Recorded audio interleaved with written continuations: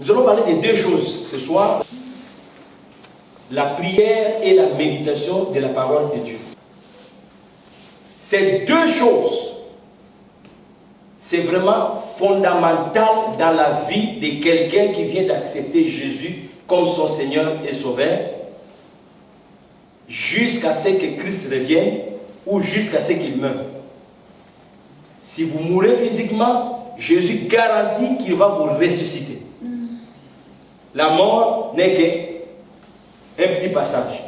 Nous avons lu ici la semaine passée le texte qui dit: à son retour, les morts en Christ ressusciteront en premier. Donc, la résurrection nous est garantie, nous qui sommes en Christ.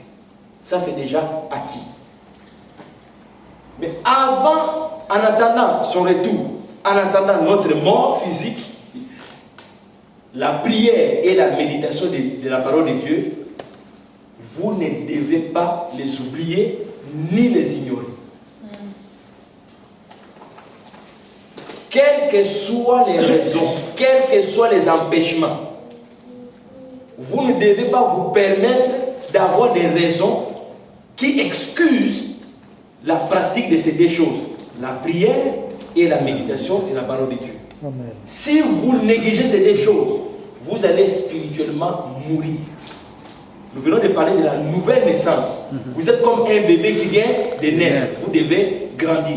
Ces deux-là, la prière et la méditation de la parole de Dieu, c'est la source vitale des vitamines qu'il vous faut sur le plan spirituel.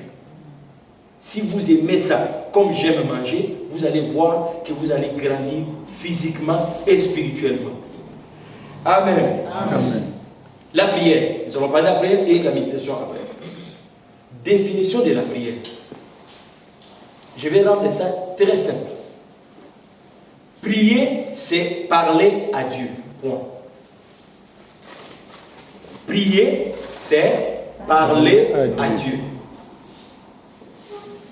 Si nous sommes d'accord avec cette définition, que prier, c'est parler à Dieu, il n'est pas question qu'on me donne un livre de prières à réciter. Parce que là, je ne parle pas, j'ai lu. Prier, c'est parler. Il n'y a qu'un modèle de prière que le Seigneur Jésus-Christ a donné comme modèle par rapport à une question qui lui a été posée dans la Bible par ses disciples. Parce que Jésus avait l'habitude de se retirer pour aller prier seul. Et ses disciples lui ont posé la question: apprends-nous aussi à prier. Il a dit: lorsque vous priez, priez ainsi. Il a donné une idée. Mais il ne voulait pas dire par là que toute notre vie, nous avons toujours répété notre Père qui est aussi. Vous allez vous rendre compte qu'à un moment donné, ça devient récitation. Quand ça devient récitation, ça perd les vies. Lorsqu'on parle, il y a la vie. Il y a les émotions. Voilà pourquoi la prière, c'est parler avec Dieu. Définition, c'est ça. Ce qui n'est pas la prière. Prier, c'est parler avec Dieu. Parler de tout sujet. Parler, tu t'exprimes. Tout sujet. Mais ce qui n'est pas la prière, c'est que la prière n'est pas demander à Dieu. C'est que la prière n'est pas. La prière n'est pas égale demander à Dieu. Je vais vous expliquer. Parce que nous avons, dans les milieux chrétiens, toujours lié la prière à demander des choses à Dieu. Si vous comprenez la prière de cette façon-là, voici ce qui va arriver dans votre vie spirituelle. Lorsque vous n'avez pas de besoins, vous n'allez pas prier. Et lorsque vous avez des besoins, vous allez tellement aimer la prière. Prier, c'est parler avec Dieu. Si je prends conscience que j'ai commencé une nouvelle relation avec Dieu, je vais sentir le besoin de parler à Dieu. Donc, à partir du moment où vous avez accepté Christ comme votre Seigneur et Sauveur, chaque jour, communiquez avec lui, parlez-lui, exprimez-vous. Au début, ça peut être difficile. Je vais parler de quoi? Je vais vous donner des pistes. Tu te réveilles le matin, tu réalises que tu es vivant. Dis, Seigneur, merci pour la vie. Tu marches, tu dis Seigneur, merci parce que je peux utiliser mes pieds. Parce que c'est lui qui donne ça. Vous ne pouvez pas de vous-même. Autrefois, ignorant, vous pensiez que c'est par vos forces. Maintenant, vous apprenez que tout est grâce. Amen. Vous vous réveillez, vous dites Seigneur, merci. Ma soeur, lorsque tu prends le miroir et tu commences à tracer des lignes, tu regardes, tu demandes intérieurement au miroir comment tu me trouves. Le miroir dit super. Seigneur, merci, tu m'as créé belle. C'est prier. Tu m'as créé beau. Amen. Amen. Lorsque tu es en train de couper les tilapia dans la cuisine, là, tu sais que tu vas le manger. Rappelle-toi, c'est Dieu qui l'a créé. Amen. Pour ton ventre. Seigneur, merci.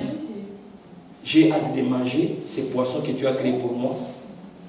Sois avec moi, que je puisse bien les couper, sans me couper. Amen. Que je puisse bien les préparer, pour que je puisse vraiment savourer le goût que tu as mis dans ces poissons que tu as créés pour moi. Amen. Et lorsqu'il est prêt, Seigneur, je suis prêt à manger. Merci. Amen. Et lorsque tu as fini, dis Seigneur, tu l'as créé bon. J'ai savouré. Merci. Merci. Prier, c'est parler avec Dieu. Amen. Le pasteur interviendra dans les enseignements, il va détailler la prière.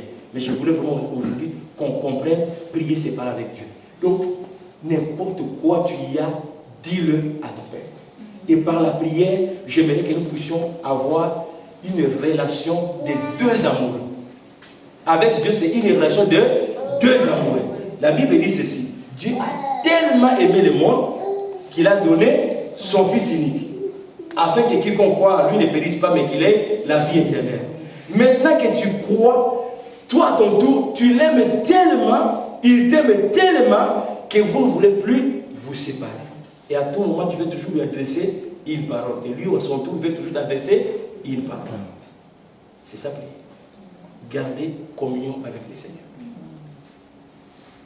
La prière, ce n'est pas toujours demander. Quand bien même tu peux demander. Si tu définis la prière comme demander, tu vas prier quand il y a des demandes. Et quand il n'y a pas de besoin, tu fermes ta bouche. Une femme qui parle à son mari seulement pour dire j'ai besoin d'argent pour les bijoux. Et une fois qu'on a acheté les bijoux, et quand elle appelle son mari, soyons comme deux amoureux. Même au travail, tu regardes, c'est quand la pause pour que je l'appelle, je vais texter. Le cœur, tu vas à tout moment lui parler de ton amoureux. Dieu, c'est comme ça. Vous savez ce qui est intéressant avec le Seigneur? Tu n'as pas besoin d'attendre la pause. Tu n'as pas besoin de texter. Là où tu es, dans ton cœur, Seigneur, je t'aime. Tu pars. Dans ton cœur, c'est assez. Tu n'as pas besoin d'aller à l'église pour parler avec Dieu. Peu importe où tu es, tu parles avec le Seigneur. Chaque nuit, quand je vais à la toilette, je parle. Seigneur, je viens de me lever. Je sais qu'il y a d'autres personnes, ils ont envie d'aller à la toilette, mais ça prend de l'aide. Moi, je peux marcher. Merci. Quand j'ai fini mes besoins, Seigneur, tout fonctionne bien. Merci. Parce que d'autres aimeraient, mais ça fonctionne mal. Il faut des tuyaux pour qu'on enlève. Je connais des cas. Je connais des soeurs. Tu ne peux pas aller faire pipi. Il faut tout le temps aller à l'hôpital, on met des machines, on tire. Quand tu le fais naturellement, c'est un sujet de prière. Seigneur, merci, tout fonctionne. Amen. Alléluia. Amen. Donc, nous avons parlé de la définition du péché et le pourquoi maintenant de la prière. Le pourquoi de prier. Nous prions pour communiquer avec Dieu. Dialoguer avec Dieu. C'est ça. Parce qu'il y a des gens qui pensent que prier, c'est une corvée. C'est une punition. C'est une punition où ce sont des sacrements qu'il faut remplir. Oh, je n'ai pas prié aujourd'hui. Oh, là, le Seigneur est fâché. Oh, il faut que je prie. Si vous prenez la prière comme ça, vous allez haïr la prière. Vous allez tout le temps vous culpabiliser. Si vous ne voulez pas parler à Dieu, il restera toujours Dieu. Mais c'est à vous de lui témoigner votre amour que vous l'aimez. Amen. La prière doit être votre soif de vous adresser à votre amour. Ce n'est pas des conditions. Donc si on vous dit non, il faut prier à 7 heures, il faut prier à 2 heures, si ça devient des rituels. Ça perd le sens. Amen. Amen. Nous devons prier pour communiquer à Dieu nos sentiments, nos impressions, nos besoins, notre reconnaissance, plusieurs sujets. Le pasteur va développer dans les jours à venir, mais aussi pour écouter Dieu, découvrir sa volonté pour notre vie. Écouter Dieu pour découvrir sa volonté pour notre vie. Sa volonté spécifique. Quand je dis spécifique, parce qu'il y a des choses qui sont à vous, mais que Dieu doit révéler. Il y a dans la Bible des vérités pour tous, des visions pour tout le monde. Mais il y a des choses qui ne sont pas dans la Bible que Dieu doit vous révéler selon votre intimité avec lui. Plus je suis avec lui en prière, plus je découvre son cœur, plus il me parle de qu'est-ce que lui il rêve pour nous. C'est dans l'intimité qu'on découvre ces choses. Le pasteur va détailler.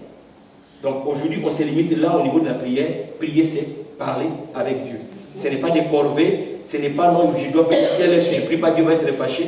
Tu peux déterminer tes moments de prière, mais il ne faut pas prendre ça comme corvée. Ou encore des exploits. Parce qu'il y a des gens que je vois dans les milieux chrétiens, je trouve ça, si vous le faites, je vous les décourage. Moi, je fais 5 heures dans la prière. Moi, je fais 4 heures. Moi, je fais 1 heure. Moi, je fais... Ce n'est pas question de compétition, ce n'est pas question de trophée. Quand on aime quelqu'un, on ne met pas le temps. On lui parle jusqu'à ce que le sommeil nous emporte. Amen. Ah, quand j'étais avec ma femme, on était fiancés, elle était en Afrique, je parlais jusqu'à ce que la facture augmente et je coupe.